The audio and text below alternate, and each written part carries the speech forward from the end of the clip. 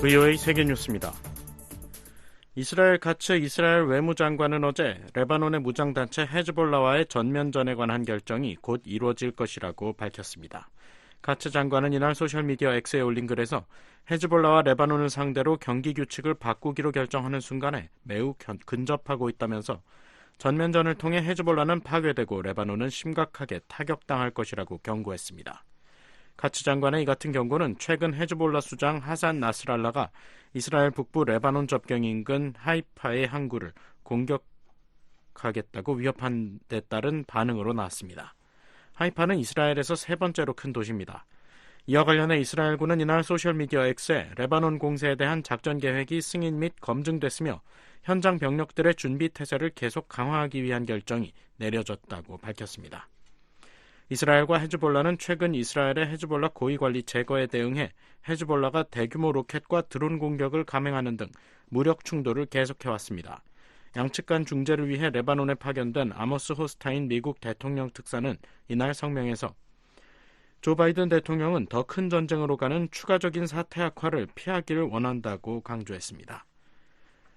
팔레스타인 무장정파 하마스와 함께 이란의 지원을 받고 있는 헤즈볼라는 이스라엘과 하마스가 휴전하지 않는 한 이스라엘에 대한 공격을 멈추지 않겠다는 입장을 고수하고 있습니다.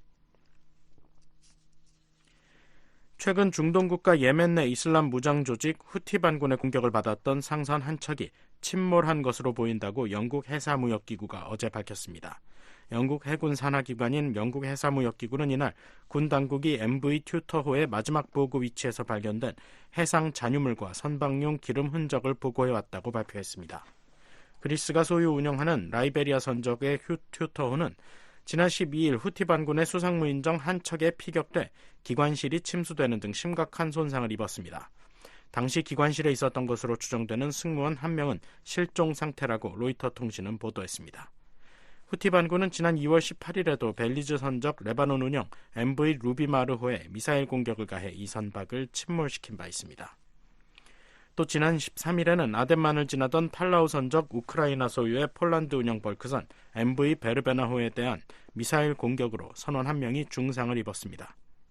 후티 반군은 이스라엘의 가자지구 공격이 중단되고 팔레스타인인들에 대한 봉쇄가 해제될 때까지 홍해와 주변에서 이 같은 공격을 계속할 것이라고 위협해왔습니다. 한편 중동 지역을 관할하는 미군 중부사령부는 이날 보도자료에서 예멘 내 후티 반군 통제 지역에 있는 후티 반군의 드론 체계 8개를 파괴하는 데 성공했다고 밝혔습니다. 갱단들에 의한 유혈 폭력 사태가 계속되고 있는 카리브해 국가 아이티에서 최근 국내 이주민이 급증하고 있다고 유엔이 18일 밝혔습니다.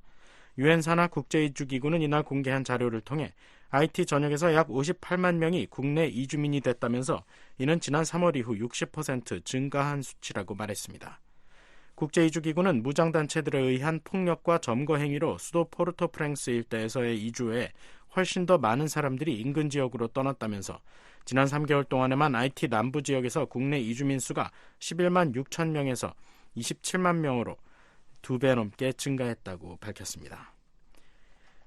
필리페 브란쳇 국제이주기구 IT 지부장은 오늘 우리가 보고 있는 수치는 지난 2월 최고치에 도달했던 수년에 걸친 폭력 사태와 그로 인한 재앙적 인도주의적 영향의 직접적인 결과라고 말했습니다. 그러면서 IT의 끝없는 위기는 점점 많은 사람들이 집을 떠나 모든 것을 잃도록 만들고 있다고 지적했습니다. 국제이주기구는 이 같은 이주민 급증으로 인한 인도주의 재앙을 막기 위해 파트너와 지역 당국과 협력하고 있다고 밝혔습니다.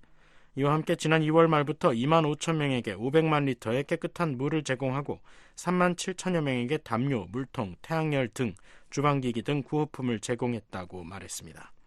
IT에서는 지난 3월 갱단들이 포르토프랭스의 최대 교도소를 습격해 수천 명의 재소자가 집단 탈옥하는 등 갱단들에 의한 폭력 사태가 이어지고 있습니다. 조 바이든 미국 대통령이 어제 미국 시민권자와 결혼한 불법 체류자와 그 자녀들에게 영주권 신청을 허용하는 정책을 발표했습니다. 백악관은 이날 보도자료에서 오늘 바이든 대통령은 시민권을 갖지 않은 배우자와 자녀를 가진 미국인들이 가족과 함께할 수 있도록 국토안보부가 조치를 취할 것임을 발표한다고 말했습니다. VOA 세계뉴스 김시영입니다.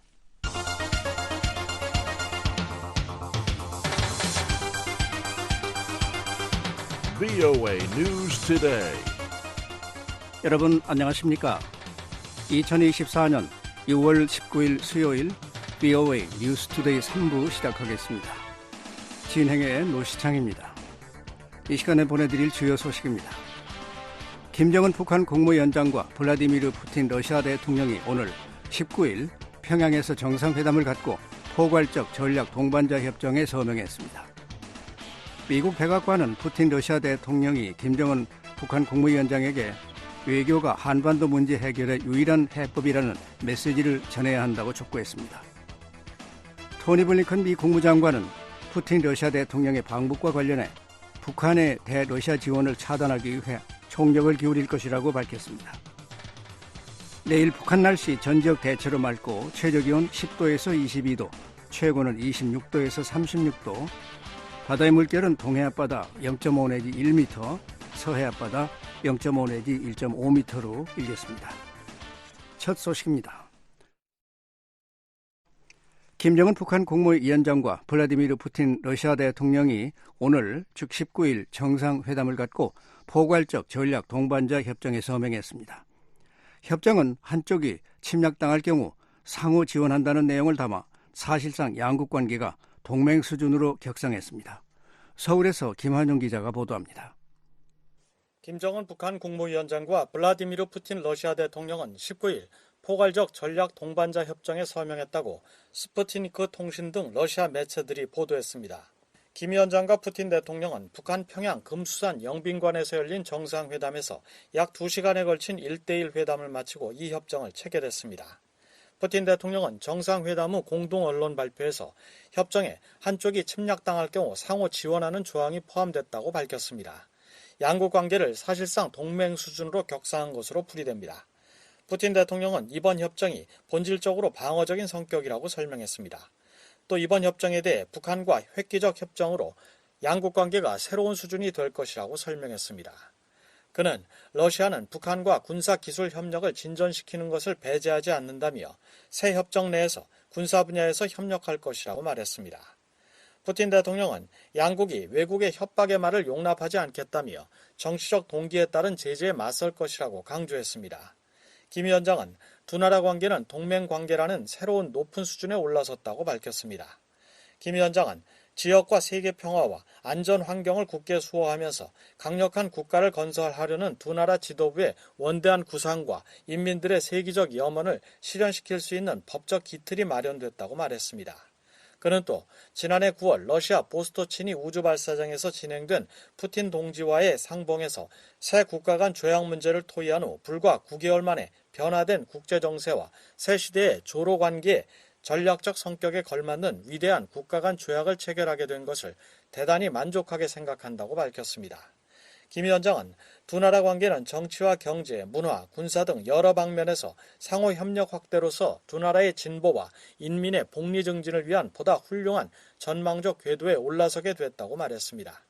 푸틴 대통령은 김 위원장과의 1대1 회담에 앞서 열린 확대 정상회의 모두 발언에서 우크라이나 정책을 포함해 러시아 정책에 대한 북한의 일관되고 확고한 지지에 감사한다고 밝혔습니다. 그는 러시아는 수십 년간 미국과 그 위성국의 패권적 제국주의 정책에 맞서 싸우고 있다며 양국 간 소통은 평등과 상호 이익에 관한 존중을 기반으로 한다고 평가했습니다. 김 위원장은 앞으로 어떤 복잡 단안한 국제정세 속에서도 러시아 지도부와 러시아와의 전략적 소통을 더욱 강화하고 긴밀히 하면서 러시아의 모든 정책들을 변함없이 무조건적으로 지지할 것이라고 말했습니다. 그는 또 양국이 지난 세기 양국관계 시절과도 대비할 수 없는 최고조기를 맞이하고 있다며 푸틴 대통령의 이번 방북은 세계 평화와 안전을 위해 가장 의의 있는 전략적인 행보라고 평가했습니다. 또 조선민주주의인민공화국 정부는 세계의 전략적 안정과 균형을 유지하는 데서 강력한 러시아 연방이 맡고 있는 중요한 사명과 역할에 대해서 평가한다고 강조했습니다. 한국정부 산하 국책연구기관인 통일연구원 현승수 선임연구위원은 푸틴이 지향하는 글로벌 전략은 다극화 질서라며 미국의 패권 약화에 따라 러시아가 세력권을 확보하고 발언권을 갖는 세계를 지향한다고 말했습니다. 현 선임연구위원은 푸틴 대통령의 이런 생각은 김정은 위원장이 추구하는 신냉전 구도와 상당 수준 맥을 같이 한다며 푸틴 대통령은 미국 등 서방에 맞선 안보 공동체 일원으로 북한과 함께하려는 것이라고 분석했습니다. 북한의 생존은 이 동아시아 질서에 달려있기 때문에 러시아가 동아시아를 바라보는 안보 정세와 이곳에서의 어떤 새로운 세계 질서 형성의 구도를 봤을 때는 북한이 지금 보고 있는 신냉전 구도와 거의 일치한단 말이죠. 그렇기 때문에 어떻게 보면 북한이 보고 있는 신냉전적 구도를 러시아가 공감해 준다라고 봐야 되는 거예요. 현 선임연구위원은 이번 북러 정상회담이 이런 비슷한 국제정세 인식과 서방에 대한 공동 대응 의지를 확인하는 자리였다며 러시아는 우크라이나 전쟁이 끝나더라도 푸틴의 글로벌 전략 속에서 북한이 갖고 있는 지정학적 가치 때문에 긴밀한 관계를 유지할 것으로 내다봤습니다. 푸틴 대통령은 확대 정상회의에서 차기 북러 정상회담이 모스크바에서 열리길 기대한다고 김 위원장에 대한 초청 의사를 밝혔습니다. 통일연구원 홍민 선임연구위원은 양국 관계가 동맹 수준으로 격상된 만큼 김 위원장과의 강력한 소통 의지를 드러냈다고 풀이했습니다.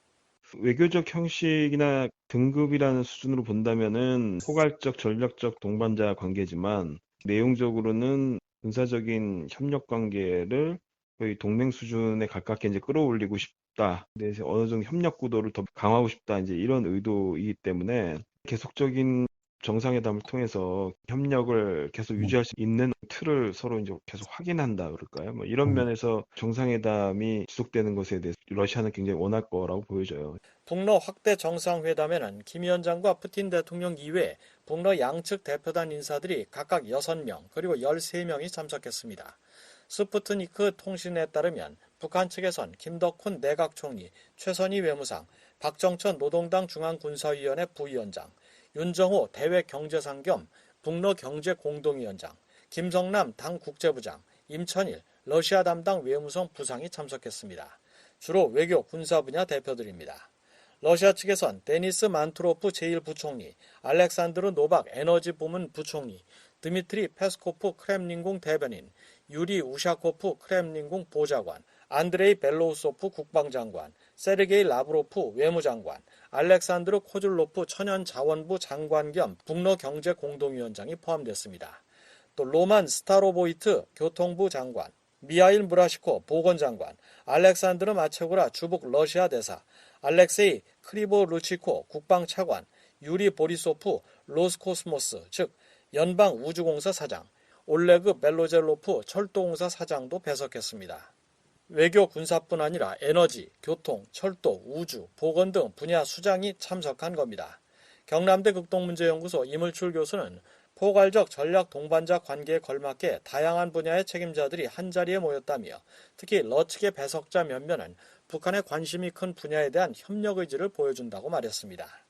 우주공사 사장이나 철도공사 사장이 배석한 것은 논의 수준에서 머무는 게 아니라 실질적으로 북한이 가장 우선적으로 협력하기를 원하는 분야가 결국 우주항공 분야 또는 철도 분야라고 할 수가 있기 때문에 그런 맥락에서 이렇게 배석자가 구성된 것이 아닌가 보는 거죠.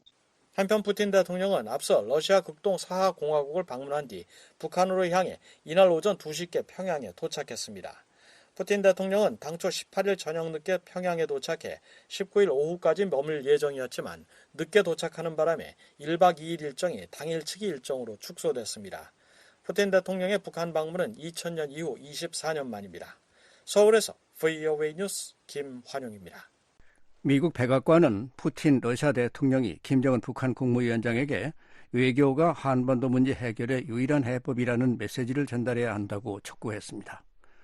미 국방부는 북러 협력에 우려를 나타내면서 북한의 대러 무기 지원을 계속 주시할 것이라고 밝혔습니다. 조상진 기자가 보도합니다. 카린 장피에르 백악관 대변인은 18일 블라디미르 푸틴 러시아 대통령의 방북 소식에 대해 러시아와 북한 간 협력 심화가 하나의 추세라며 우려를 나타냈습니다. Deepening cooperation between Russia and the DPRK is a trend that should be of great concern to anyone interested in 장피에르 대변인은 이날 정례 브리핑에서 관련 질문에 이같이 밝히고 이는 한반도의 평화와 안정을 유지하고 국제 비확산 체제를 지지하며 유엔 안보리 결의를 준수하고 러시아의 침략에 맞서 자유와 독립을 지키려는 우크라이나 국민들을 지원하는 데 관심이 있는 이들이라면 누구나 크게 우려해야 할 사안이라고 지적했습니다. 이어 북한의 대러 무기 제공이 러시아의 잔인한 우크라이나 전쟁을 가능하게 하는데 도움이 되고 있는 가운데 우리는 이에 대해 경고해 왔다고 말했습니다. 그러면서 지난달 중러 정상회담에서 양국 정상이 한반도 문제 해결을 위한 유일한 해법이 정치 외교적 수단임을 재확인한 사실을 상기시키면서 우리는 푸틴 대통령이 이번 회담에서 김 위원장에게 이러한 메시지를 전달하기를 바란다고 말했습니다. So we noted that Putin and Xi joint statement last month called for all sides to 장피에르 reaffirm 대변인은 that 우리는 어떤 나라도 현재 우크라이나에서 분명히 목격되고 있는 러시아의 침략 전쟁을 부추기는 기반을 푸틴 대통령에게 제공돼서는 안 된다고 믿는다면서 러시아는 유엔 헌장을 명백히 위반하고 국제 체제를 약화시키려 하고 있다고 지적했습니다. 그러면서 우리는 이 문제를 분명히 매우 주의 깊게 지켜보고 있으며 앞으로도 계속 그렇게 할 것이라고 강조했습니다. 패트릭 라이더 미 국방부 대변인은 18일 블라디미르 푸틴 러시아 대통령의 방북과 관련해 북한의 대러 무기 지원을 예의 주시할 것이라는 입장을 밝혔습니다. You're well aware of DPRK providing ammunition and weapons to Russia that's been 라이더 able to help 대변인은 them 이날 정례 브리핑에서 perpetuate 관련 their 질문에 illegal 북한이 러시아에 탄약과 무기를 제공함으로써 러시아가 우크라이나 국민에 대한 불법적이고 정당한 이유 없는 전쟁을 지속할 수 있도록 돕고 있다는 사실을 잘 알고 있을 것이라고 말했습니다. 그러면서 우리는 이 문제를 계속 주시할 것이라고 강조했습니다. 또 러시아와 북한 간 협력 심화는 특히 한반도의 평화와 안정을 유지하고 러시아의 침략에 맞서 싸우는 우크라이나 국민들을 지원하는 데 관심이 있는 이들이라면 누구나 관심을 가져야 할 사안이라고 지적했습니다. Deepening cooperation between Russia and the DPRK is something that should be of concern, especially 아울러 to 인도 anyone that's 태평양 interested 지역과 in maintaining 한반도에 peace 대한 and 우리의 stability. 초점은 영내 평화와 안정, 안보를 증진하기 위해 동맹 및 파트너들과 협력하는 데 있다고 강조하고 그것은 앞으로도 우리의 초점이 될 것이라고 말했습니다. 라이더 대변인은 또 이날 브리핑에서 북러 양국이 정상회담을 계기로 자동 군사 개입 등의 내용이 담긴 협정을 체결할 가능성에 대한 질문도 받았습니다. I'm not going to comment on specific agreements between Russia and the DPRK other than to say our focus continues to be on 라이더 대변인은 이에 promoting 대해 regional security 북러 간 and 구체적 stability. 합의에 대해서는 언급하지 않겠다면서도 우리는 영내 안보와 안정을 증진하고 한국과 일본 동맹을 지원하기 위한 확장 억제 노력에 계속 초점을 맞추고 있다고 강조했습니다. 한편 라이더 대변인은 최근 폴 러케모라 한미연합사령관이 북한의 오물풍선 살포 등에 대응한 한국 정부의 대북방송 재개에 대해 우려를 표명했다는 일부 언론 보도와 관련한 질문에는 주한미군에 문의하라며 즉답을 피했습니다. I'd refer you back to USFJ for any details on that. Again, I think it's very clear that the United States and 다만 RK are 미국은 working very 한반도의 closely 안보 together when it 우려와 comes to 위협을 해결하기 위해 한국과 매우 긴밀하게 협력하고 있다는 점을 매우 분명하다고 강조했습니다. 그러면서 우리는 분명히 오랜 동맹을 유지하고 있으며 한국 국민들은 물론 더 넓은 인도태평양 지역의 평화와 안보를 보장하는 데 초점을 맞춘 동맹을 계속 심화시키고 있다고 밝혔습니다. 국무부도 푸틴 러시아 대통령의 북한 방문 소식을 알고 있다면서 양국 협력 가능성에 대한 우려를 거듭 확인했습니다. 국무부 대변인은 18일 VOA의 관련 논평 요청에 러시아와 북한 간 협력 심화는 한반도의 평화와 안정 유지, 국제 비확산 체제 유지, 유엔 안보리 결의 준수, 러시아의 잔인한 침략에 맞서 자유와 독립을 수호하는 우크라이나 국민을 지원하는 데 관심이 있는 이들이라면 누구나 관심을 가져야 하는 추세라고 밝혔습니다. VOA 뉴스 조상진입니다. 미 국무장관이 푸틴 러시아 대통령의 방북과 관련해 북한의 대러시아 지원을 차단하기 위해 총력을 기울일 것이라고 밝혔습니다. 북대서양 조약기구 나토 사무총장은 북한이 러시아 지원 대가로 핵과 미사일 기술을 제공받을 가능성의 우려를 나타냈습니다. 조상진 기자가 전해드립니다. 토니 블링컨 미 국무장관이 18일 북한을 러시아 지원 관련 우려국으로 지목하며 양국의 협력 강화에 우려를 나타냈습니다.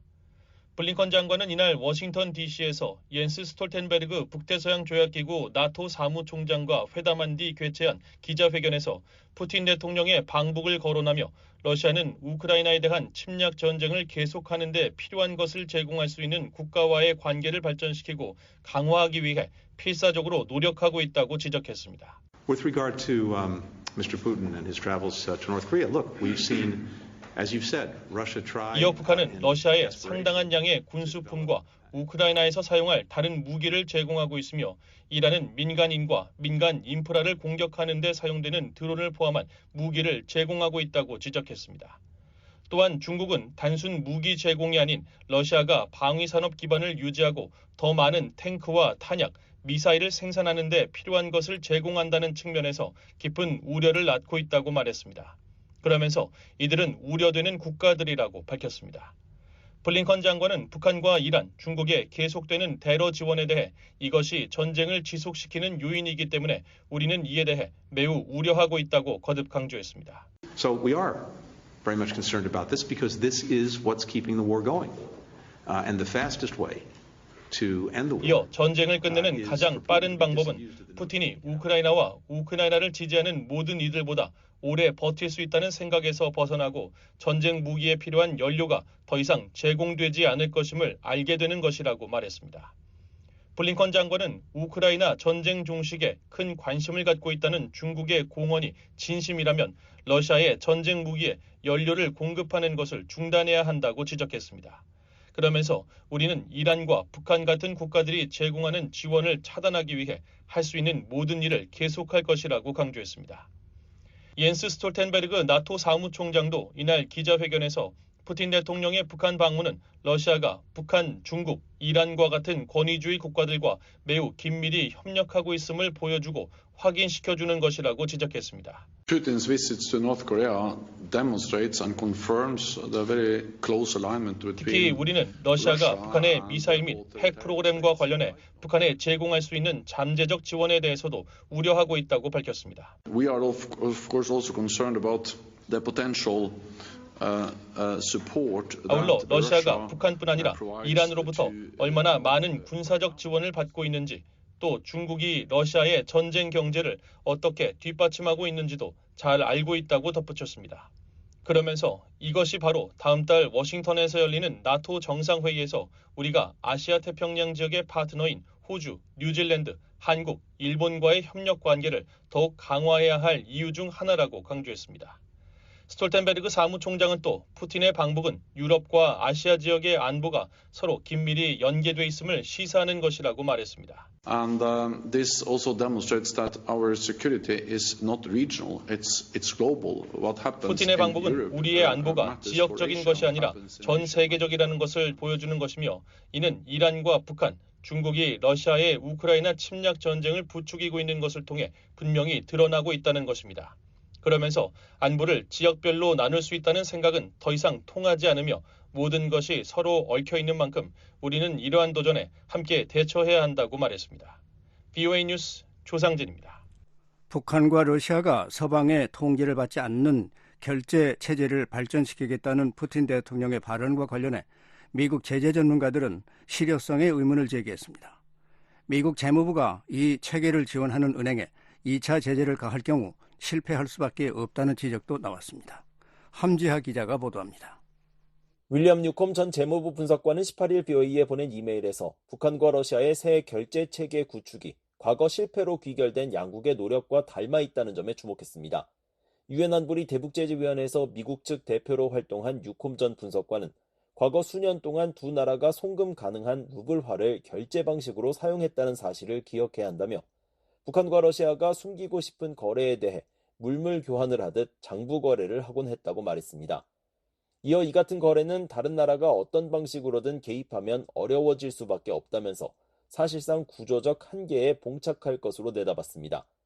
뉴컴 전 분석관은 러시아 공장이 미국 달러로 구입한 물품으로 만든 제품을 북한에 판매하고 북한은 시베리아 지역에 판매한 사과 대금으로 이를 지불한다고 가정해보자면서 이때 러시아가 양국 거래에 대한 환율과 금융체계를 구축하지 않았다면 해당 러시아 공장은 장부에 기입되는 금액과 실제 이익금 사이에서 균형을 맞출 수 없다고 설명했습니다.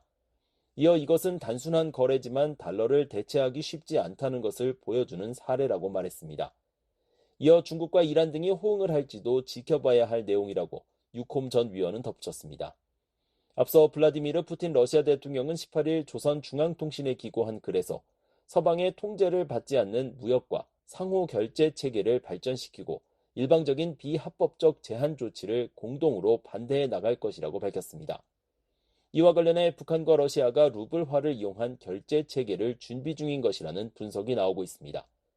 실제로 알렉산드로 마체고라 주복 러시아 대사는 지난달 스푸트니크와의 인터뷰에서 양국이 루블화 결제 시스템을 구축하기 위해 노력 중이라고 밝힌 바 있습니다. 북한과 러시아는 이미 지난 2010년대 북러 간 무역에서 러시아 루블화를 사용하기 위한 협의를 마쳤지만 실행에 옮기진 못했습니다. 이와 관련해 당시 전문가들은 대외 결제를 위한 복잡한 환경이 마련되지 않은 점과 다른 나라들의 동조를 이끌어내지 못한 점 등을 실패의 요인으로 꼽았습니다. 미국 하원 외교위원회 법률 자문으로 활동했던 대북제재 전문가 조슈아 스탠튼 변호사는 러시아와 북한이 적어도 지난 10여 년 동안 루블화와 인민화폐 기반 결제체계 구축에 대해 논의해왔다고 말했습니다. 이어 이 체계는 한 번도 성공한 적이 없는 것은 물론 유엔 제재에도 위배될 것이라면서 미국 재무부가 이 체계를 지원하는 은행에 세컨더리 제재를 가할 경우 또다시 실패할 수밖에 없다고 지적했습니다. 스탠튼 변호사는 이처럼 실패 가능성이 높은 결제 체계를 다시 추진하는 이유에 대해 두 정권의 잘못된 선택에도 불구하고 제재가 자국에 해가 되지 않을 것이라고 믿고 싶어하는 국내 청중을 위한 정치적 메시지일 뿐이라고 답했습니다. 브루스 백톨 엔젤로 주립대 교수도 18일 BOA와의 전화통화에서 북러 간 새 결제체계 구축이 이번에도 어려울 것으로 전망했습니다.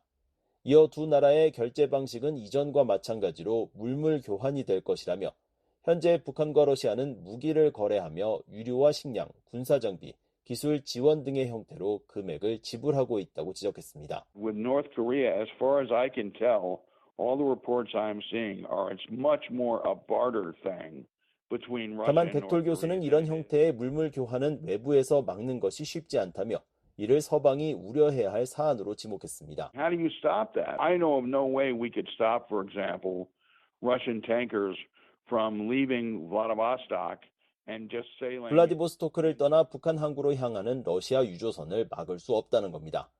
백돌 교수는 또한 두 나라의 무기기술 부문 협력이 러시아의 과학 기술자가 직접 항공기를 타고 러시아에서 평양 순환공항으로 향하는 방식으로 이루어진다며 물물 교환의 일종인 이 같은 거래를 중단시킬 방법이 없다고 말했습니다. BOE 뉴스 함재합니다. 24년 만에 이루어진 푸틴 러시아 대통령의 방북으로 강화된 북러 밀착이 한국 러시아 관계에도 영향을 줄 수 있다고 미국 전문가들이 전망했습니다. 특히 러시아의 대북 첨단 군사 기술 이전 여부에 주목한 가운데 러시아가 한국과의 관계를 관리하는 데도 신경을 쓸 것이라는 관측도 나왔습니다. 안소영 기자가 보도합니다. 에반스 리비아 전 국무부 동아태 담당 수석 부차관보는 18일 푸틴 러시아 대통령의 방북과 관련해 한국이 러시아의 관계를 재설정해야 하는 중요한 시점에 직면할 수도 있다고 진단했습니다. 리비아 전 수석 부차관보는 이날 BOA와의 통화에서 최근 여러 정황을 보면 러시아와 중국이 북한 문제 해결을 도울 준비가 돼 있던 시대는 끝났다는 것을 분명히 알 수 있다고 말했습니다. The Republic of Korea, South Korea is facing a very important decision point here, depending on how this Putin-Kim Jong-un summit goes. South Korea has traditionally 리비아 전 수석 부차관보는 전통적으로 한국은 러시아와 중국 모두와 안정적이며 예측 가능한 관계를 유지하려고 노력해왔다며 그 이유는 두 나라가 북한을 다루는데 도움이 될 것이라고 기대했기 때문이라고 말했습니다. 하지만 지금은 러시아가 조만간 한국에 직접적인 위협이 될 수 있는 무기 및 군사 관련 기술을 북한에 제공할 가능성이 높은 상황이라며 한국은 이 같은 새로운 위협에 어떻게 대응할 것인지 상당히 명확하고 전략적이며 긴급하게 생각해야 할 것이라고 덧붙였습니다. 특히 한국 입장에서 가장 위험한 상황은 러시아가 전투기 관련 기술이나 잠수함 발사 탄도미사일 기술, 유도 엔진 기술 등 첨단 군사 기술을 북한에 제공하기로 합의하는 것이라고 지적했습니다. 그러면서 이는 한국에 대한 북한의 위협을 강화하는 것이라며 한국이 이에 대응할 필요가 있을 것이라고 말했습니다. 앞서 장호진 한국 국가안보 실장은 블라디미르 푸틴 러시아 대통령의 방북이 임박하던 지난 16일 한국의 연합뉴스 TV에 출연해 북러 간 과도한 밀착을 경계하는 목소리를 냈습니다.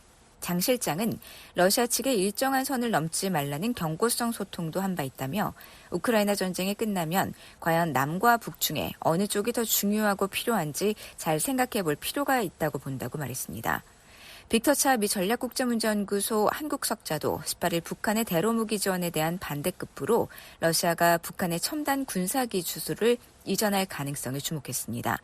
그러면서 러시아가 북한과의 군사협력을 한층 강화한다면 한국과 관계 개선 의지를 나타낸 푸틴 대통령의 진정성에 의문을 제기할 수밖에 없다고 말했습니다. 앞서 푸틴 대통령은 지난 5일 세계 주요 뉴스통신사 대표들과 만난 자리에서 한러 관계 관리 방안과 관련해 우선 한국이 우크라이나에 무기를 직접 공급하지 않아 대단히 감사하다고 했습니다. 그러면서 한러 관계가 악화하지 않기를 희망한다며 한반도 전체와 관련해 양국 관계 발전에 관심이 있다고 밝힌 바 있습니다. 차 석자는 북러 군사협력이 더욱 강화되면 한국은 미국, 일본과 더욱 밀접하게 공조할 것이라고 말했습니다. If anything, what we'll see is a tightening of the relationship with the United States and the trilateral relationship between the U.S., Japan, and Korea. The NATO summit is in Washington next month. 차 석자는 다음 달 워싱턴에서 열리는 북대서양조약기구 나토 정상회의는 미한일 3국 간 동맹관계를 더 긴밀히 할 수 있는 기회가 될 것이라고 덧붙였습니다. 조셉 비트라니 전 육자회담 미국 측 차석 대표는 북러 간 밀착은 한국과 러시아의 관계에 분명한 영향을 준다고 말했습니다. Relationship with the Republic of Korea? Obviously it does, because this relationship between North Korea and 북한과 러시아의 관계 강화가 북한 김정은을 더욱 대담하게 만들고 북한의 도발 가능성을 높일 뿐 아니라 영내 불안정성을 가중하기 때문이라는 설명입니다. 하지만 디트라니 전 차석 대사는 러시아가 한국을 지나치게 자극하지 않을 것으로 전망했습니다. 러시아가 전 세계 10대 경제국이자 국제 주요 플레이어인 한국을 무시할 수 없기 때문에 한러 관계를 관리하며 유지하려 할 것이라는 분석입니다. 로버트 랩슨 전 주한 미국 대사 대리는 푸틴의 전략적 이유와 이해관계 등으로 북러 정상회담 이후 양국이 구체적으로 어떤 군사협력을 끌어낼지는 알 수 없다고 말했습니다. 그러면서 러시아는 서울과의 관계를 관리하거나 적어도 더는 악화하는 것을 막는데 계속 관심을 표명해왔다는 점을 상기했습니다. 랩슨 대사 대리는 이어 한국도 러시아와 관계 관리에 어느 정도 관심을 보였고 현재 방침을 이어가며 구체적인 정상회담 결과가 나올 때까지 미국 등 기타 같은 생각을 가진 국가들과의 공조를 유지할 것으로 내다봤습니다. VOA 뉴스 안소영입니다. 미국의 전직 고위 관리들은 중국, 러시아, 북한, 이란 등의 위협이 점증함에 따라 미국의 핵 태세를 조정할 필요가 있다고 지적했습니다. 수명이 다한 노후한 핵무기를 현대화해야 한다는 것입니다. 그러나 동맹인 한국의 자체 핵무장에는 반대했습니다. 북한과 러시아의 관계 강화로 핵협력 우려가 커지고 있다는 지적입니다. 15일 VOA 워싱턴 토크에 출연한 프레드 플라이츠 전 백악관 국가안보회의 NSC 비서실장과 앤서니 루지에로 NSC 북한국장의 대담을 보내드립니다. 미국과 한국이 서울에서 제3차 핵협의그룹 회의를 열고 공동지침 문서를 검토했습니다. 공동지침에는 북한이 한국에 대한 핵공격을 감행할 경우 협의 절차와 원칙이 담겼는데요. 플라이츠 실장님, 이 지침이 확장 억지에 관한 미한 양국 논의의 진전을 보여준다는 평가에 동의하십니까? The Nuclear Consultative Group is the result of very good leadership by President Yoon. 핵협의 그룹은 윤석열 대통령의 훌륭한 리더십의 결과물입니다. 윤 대통령은 미국이 핵우산과 한국과의 동맹에 대해 더 깊이 생각하게 했습니다. 윤 대통령은 2023년 초 한국의 핵무장에 대해 생각하고 있다고 말함으로써 이 논쟁을 촉발시켰죠. 한국이 핵무기를 자체 개발하거나 미국의 전술 핵무기 재배치를 요구할 것을 고려하고 있다고 말했습니다. 핵협의 그룹은 그 결과물입니다.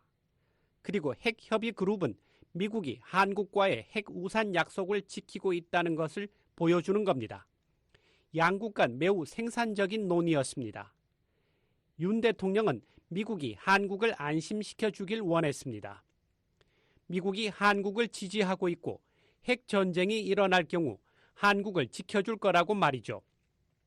그리고 지난 1년간 이런 계획에서 우리가 확인한 것은 윤 대통령의 그런 메시지가 전달됐고 미국은 윤 대통령이 요청한 것을 이행하고 있다는 겁니다. 한국의 재래식 전력과 미국의 핵 전력 통합이 이번 논의의 핵심 중 하나였습니다. 재래식 전력과 핵 전력 통합이 한국이 미국의 핵 전력 운용에 더 많이 참여할 수 있도록 제도적으로 보장해 줄까요? 루지에로 국장님. Well, like everything, it depends. I mean, the use of the word employment that you use and others use. 글쎄요, 아시다시피 모든 것들이 그렇듯 상황에 따라 다르겠죠. 제 말은 운용이란 단어의 사용은 여기에서 어떤 과정에 있느냐에 따라 달라진다고 생각합니다. 또 독특한 상황이기도 한데요. 공식적으로는 끝나지 않았지만 정전협정에 의해 끝난 전쟁을 위해 유엔군 사령부가 있죠. 따라서 분명히 우리의 대응에는 무엇이든 한국의 역할이 있을 겁니다. 북한 공격에 대한 대응이나 북한 행동을 우려해 무언가를 선제적으로 하려고 결정한다면 말이죠. 하지만 결국 핵무기를 갖지 않은 많은 동맹들이 이해하고 있다고 생각합니다만 핵무기 사용 결정권은 지금도 또 앞으로도 계속 백악관에 있을 겁니다. 우리나라의 지도자로 선출된 미국 대통령이 그런 결정을 내릴 겁니다. 그러나 물론 모든 의견들을 수렴하겠죠. 한국 대통령과 다른 나라들의 의견을 포함해서요. 하지만 궁극적으로는 미국 대통령이 결정할 문제입니다. 핵협의 그룹 대표단이 처음으로 한국의 미사일 전략사령부를 방문했는데요. 이곳엔 현무 미사일들이 배치되어 있습니다. 이번 방문은 미국과 한국의 확장 억지를 위한 공동 노력이 단순히 북한의 핵 위협을 억제하는 것을 넘어 보복까지 함께 계획할 수 있음을 시사하는 것일까요?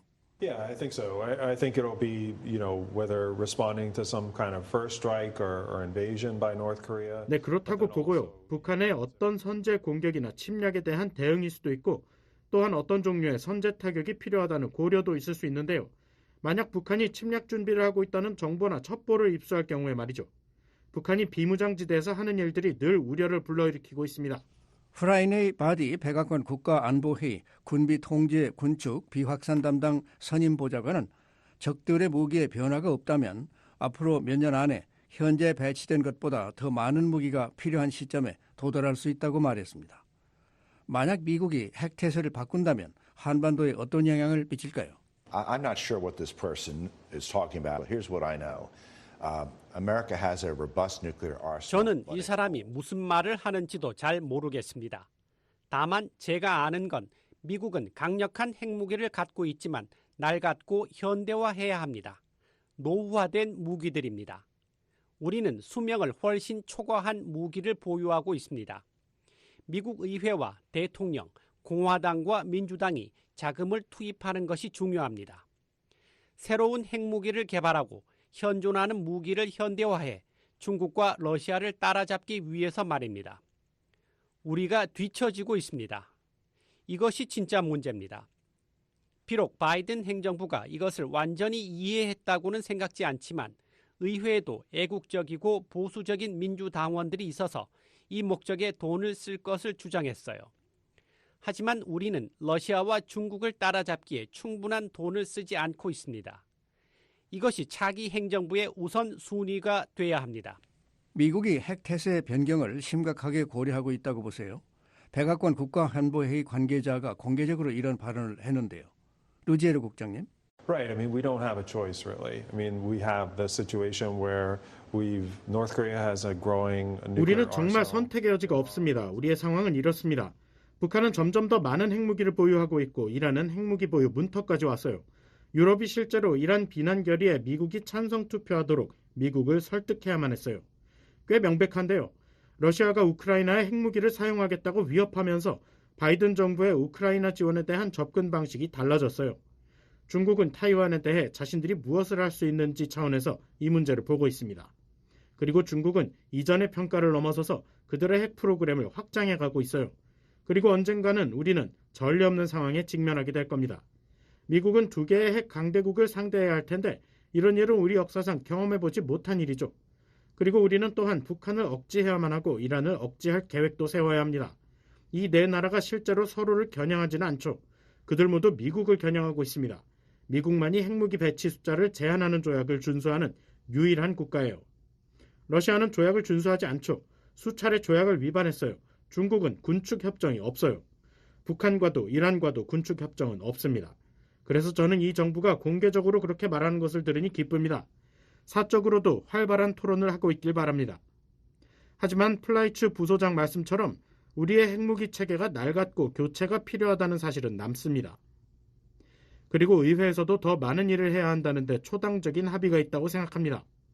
이 행정부가 그 과정을 시작하기 위해 마쿠에서 일하고 있길 바랍니다. 왜냐하면 2025년 바이든이나 트럼프나 누가 취임하든 진지한 대화를 해야만 할 겁니다.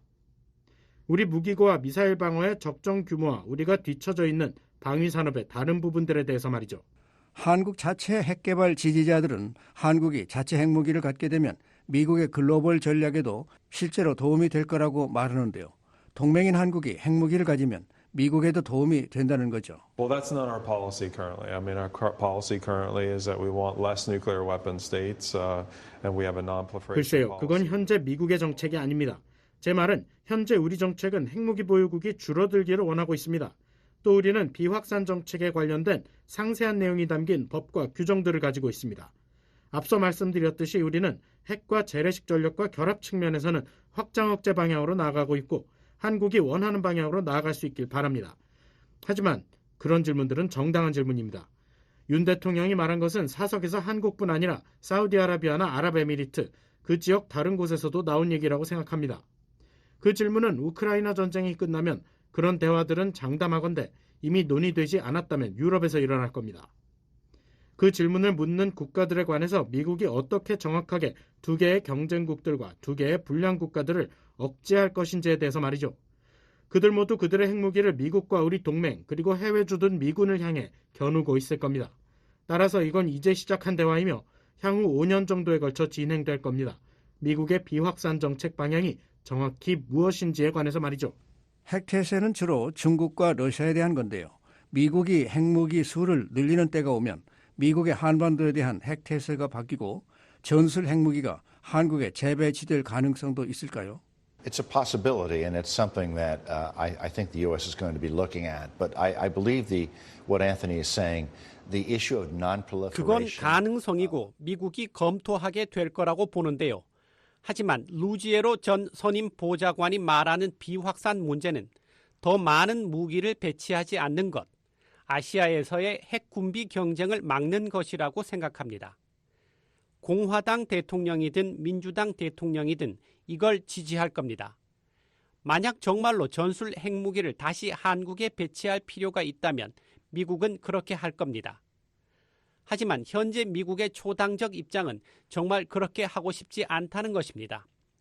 왜냐하면 우리는 북한의 무기고가 지금보다 더 빠르게 늘어나는 걸 보고 싶지 않기 때문입니다.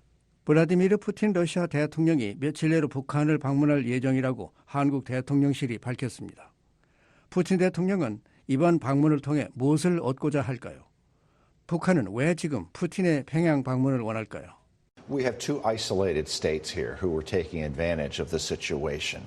Putin is desperate for ammunition and for missiles and artillery shells.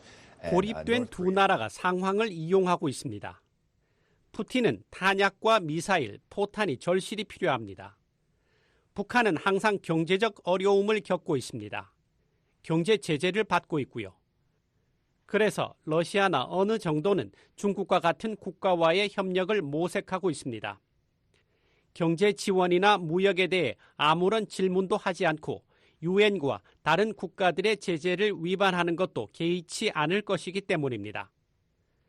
북한은 아마도 러시아와의 관계를 이용해 미사일 기술을 확보하려 할 것입니다. 또 위성을 궤도에 진입시키는 기술을 얻으려 할 것입니다. 북한이 어려움을 겪었던 부분이죠. 러시아가 북한의 핵탄두 소형화도 도울 것으로 보십니까? I don't think Russia will help North Korea with its nuclear program. I mean, that's just my personal opinion. I believe Putin is going to help North Korea to a certain 러시아가 extent. 북한의 핵 프로그램을 도울 것으로 보지 않습니다. 제 개인적인 의견입니다. 푸틴이 북한을 어느 정도 도울 것이라고 믿습니다. 미사일을 돕는 건 핵 프로그램을 돕는 것이죠. 하지만 핵무기를 개발하고 소형화하는 것을 러시아가 도울 의향이 있다는 증거는 아직 없습니다. 푸틴이 그 선을 넘지 않을 것이라고 생각합니다. I mean, perhaps. I mean, the one place I think where perhaps Fred and I disagree is that my concern is that 어쩌면 플라이츠 부소장과 제가 동의하지 않는 유일한 대목일 수 있습니다. 저는 러시아와 북한의 관계가 아무런 제한 없는 형태로 변하고 있는 것을 우려합니다. 푸틴이 절박하기 때문입니다. 저도 플라이츠 실장도 그렇게 보는데요. 중국이 미묘한 입장을 취하고 있기 때문에 그렇습니다. 중국은 러시아에 살상 장비를 제공하지 않는다고 주장합니다. 그건 거짓말이고 따로 토의할 수 있는 내용입니다. 하지만 결국 푸틴이 중국이나 다른 나라로부터 군사장비를 얻지 못하는 상황을 만들었습니다. 그래서 북한으로부터 구해야 하죠. 북한이 러시아에 제공한 포탄과 탄약의 양이 나토 동맹이 우크라이나에 제공한 것과 비슷하다는 내용을 읽었습니다. 상당한 양입니다. 러시아 방문 당시 김정은이 푸틴에게 핵 관련 도움을 받고 싶다고 했을 수도 있습니다. 저는 이런 우려를 오랫동안 가지고 있었습니다. 저와 함께 오래 일한 플라이츠 실장도 알죠. 핵 협력과 관련해서는 북러 사이에 벽이 있었는데 그 벽이 사라졌거나 아니면 점점 더 얇아지고 있는 건 아닌지 우려됩니다. 마지막으로 한 가지만 얘기하겠습니다. 진행자가 물어보실 수도 있지만요. 저는 이 프로그램에 꽤 오래 출연했고 여러 번 말했었는데요. 이 정부의 대북 정책, 특히 제재 정책은 도저히 이해할 수 없습니다. 러시아의 300개 기업과 개인을 제재해서 러시아 은행들이 온라인 거래를 중단하고 주식시장이 폭락하며 루블화가 혼란에 빠지는 상황이 됐습니다. 그런데 북한에 대해서는 그런 제재를 가하는 걸 거부하고 있죠. 누가 집권하든 상관없이 저는 이 지적을 여러 번 했습니다. 플라이츠 실장 말대로 트럼프 대통령이 재임하게 되면 언젠가는 김정은과 대화를 하게 되겠죠. 하지만 앞선 미북 대화는 최대의 압박을 통해 영향력을 먼저 만들었습니다. 이제는 대북 영향력이 없습니다. 이 행정부는 신경 쓰지 않습니다. 북러 관계를 멈추기 위한 영향력을 만드는데 관심이 없는 것 같습니다. 그래서 당혹스럽습니다. 존 커비 백악관 보좌관이 북러 관계가 시작됐다고 말했을 때부터 저는 당혹스러웠습니다.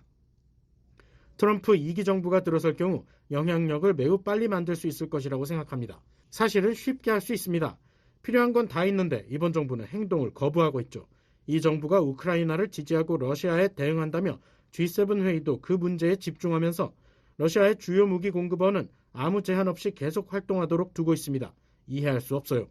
지금까지 프레드 플라이츠 전 백악관 국가안보회의 NSC 비서실장과 앤서니 루지에로 NSC 북한 국장의 대담을 들으셨습니다.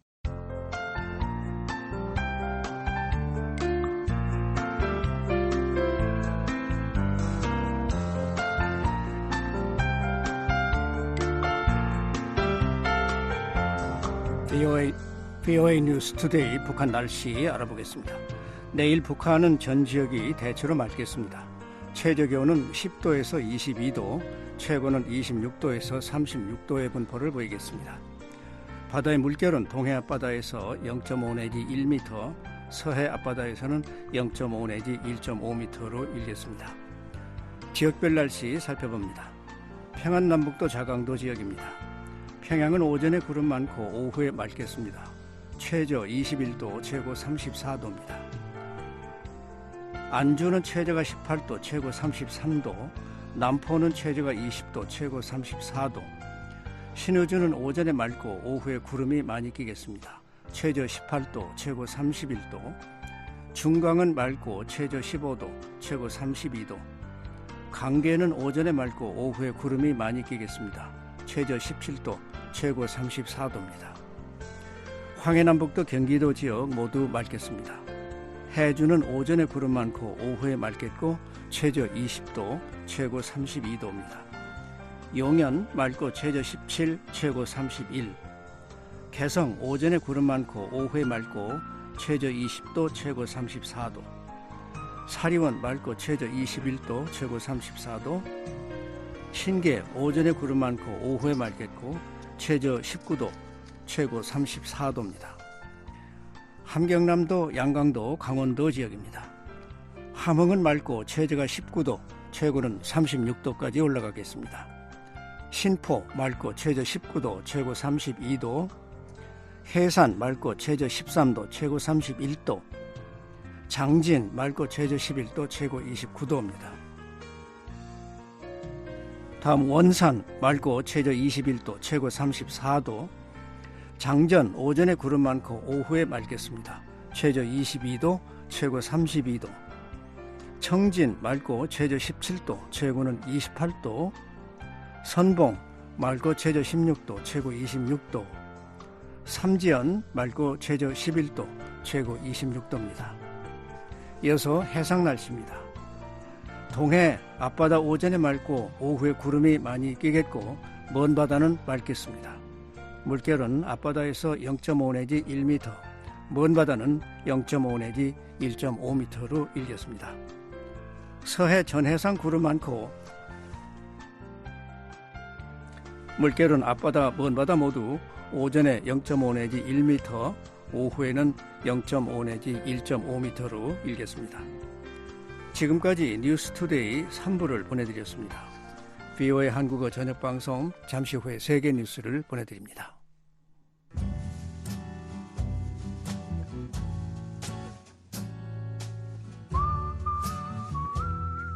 미국에 정착한 한인들의 이야기, 나의 아메리카.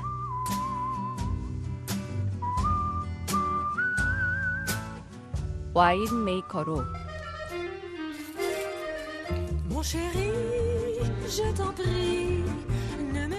나파밸리의 명성만큼이나 이곳에서 와인 메이커로 유명세를 펼치고 있는 그녀는 미국 유학생활 중 우연히 접한 와인의 매력에 푹 빠져 아예 와인 메이커가 되었습니다. 또 성악가로 올해로 음악회를 이끌어온 지가 20년째. 모금한 돈은 전액 탈북자 지원단체에 보내 탈북자들의 구출과 정착을 돕는 일에 쓰고 있다.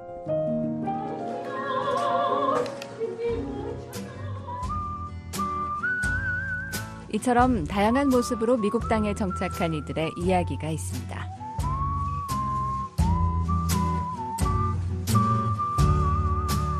그리고 한국에 정착한 탈북민들의 이야기로 꾸며지는 자유를 찾아서.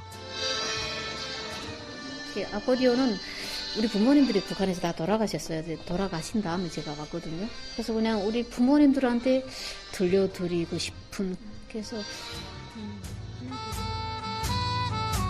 또 이어지는 미국 대학 탐방 이야기. 미국에는 2년제 대학을 포함해서 4,000개가 넘는 대학들이 있습니다. 다양하고 흥미로운 소식들로 채워질 이 이야기들은 매주 토요일 저녁과 일요일 아침 여러분을 찾아갑니다.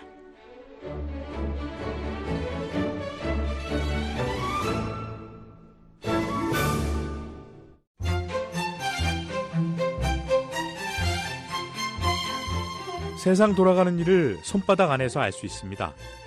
지금 손전화로 VOA 방송 모바일 사이트에 들어가 보시면 되는데요. 접속 방법은 www.voakorea.com 주소를 사용하시면 됩니다. VOA 방송 모바일 서비스는 엄선된 기사와 기획물을 애청자 여러분의 손안에 전달합니다. 휴대전화가 있으십니까? 지금 www.voakorea.com으로 접속하세요. 청취자 여러분의 생활을 풍요롭게 만들어드리겠습니다.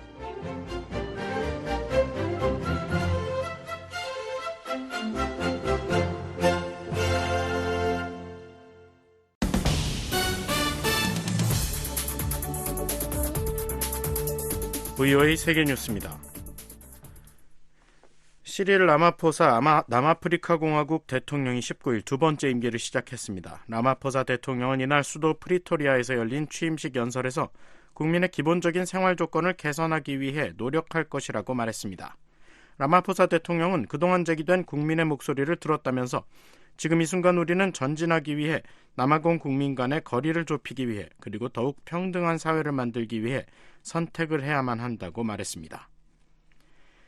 앞서 라마포사 대통령이 이끄는 아프리카 민족회의는 지난달 29일 총선거에서 민주화 이후 30년 만에 처음으로 다수당에서 밀려났습니다. 이에 따라 라마포사 대통령은 민주동맹, 인카타 자유당, 애국동맹 등 5개 정당과 연대해 의회에서 과반을 확보하면서 재선에 성공했습니다. 라마포사 대통령은 이 선거에서 유권자들은 우리가 그들을 실망시킨 일부 지역에서의 우리의 활동에 대한 실망과 거부를 명백히 나타냈다고 말했습니다. 남아공은 라마포사 대통령의 첫 임기 중 기록적 전기 공급 중단 사태로 고통을 겪었으며 경기 침체와 범죄 증가, 33%에 달하는 높은 실업률 등에 시달렸었다고 AFP 통신은 보도했습니다. 통신은 또 집권 2기 라마포사 대통령은 경제 상황을 반전시키기 위해 연립정부 내 상충되는 견해차를 해소해야 하는 힘든 과제를 안고 있다고 전했습니다. 라마포사 대통령 임기는 2028년까지입니다.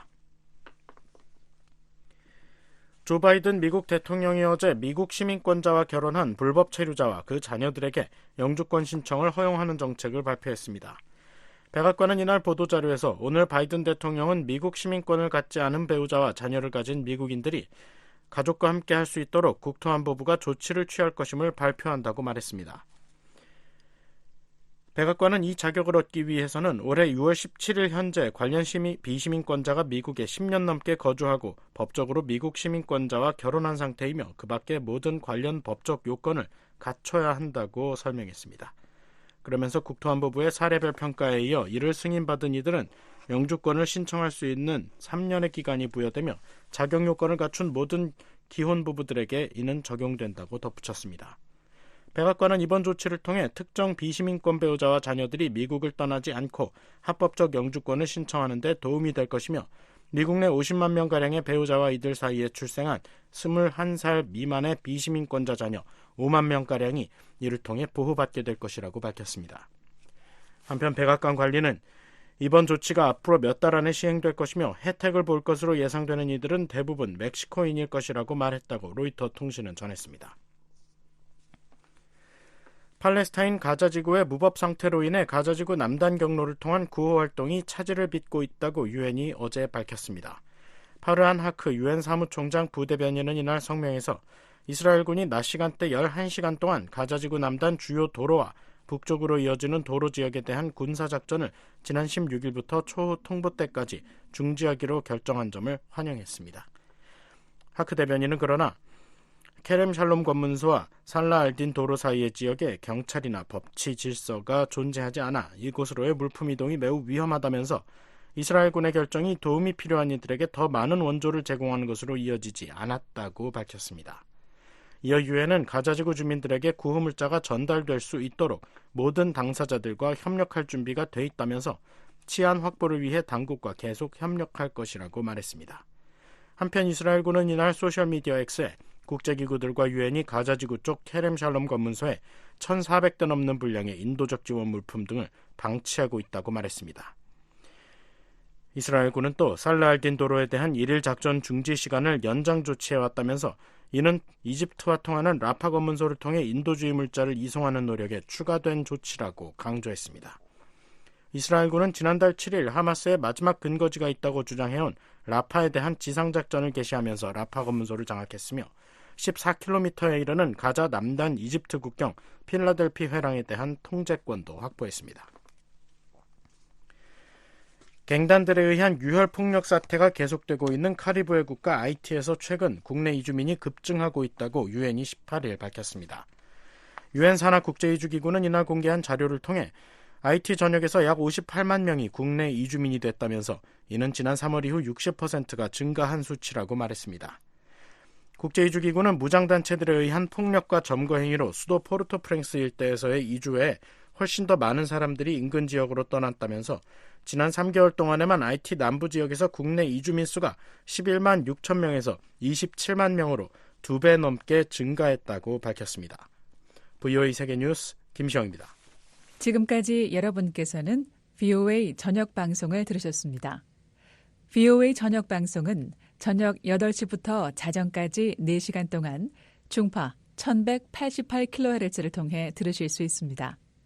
또 밤 9시부터 10시까지는 단파 9350, 9490, 12080kHz로 밤 10시부터 11시까지는 단파 9350, 12045, 12080kHz로 또 밤 11시부터 12시까지는 단파 9405, 12045, 12080kHz로 청취 가능합니다. 매일 새벽 2시부터 3시까지 1시간 동안은 중파 1566kHz로 또 매일 새벽 4시부터 6시까지 2시간 동안은 단파 5,875, 7,365, 7,465kHz로 들으실 수 있습니다. 함께해 주신 여러분 고맙습니다. 다음 방송 시간까지 안녕히 계십시오.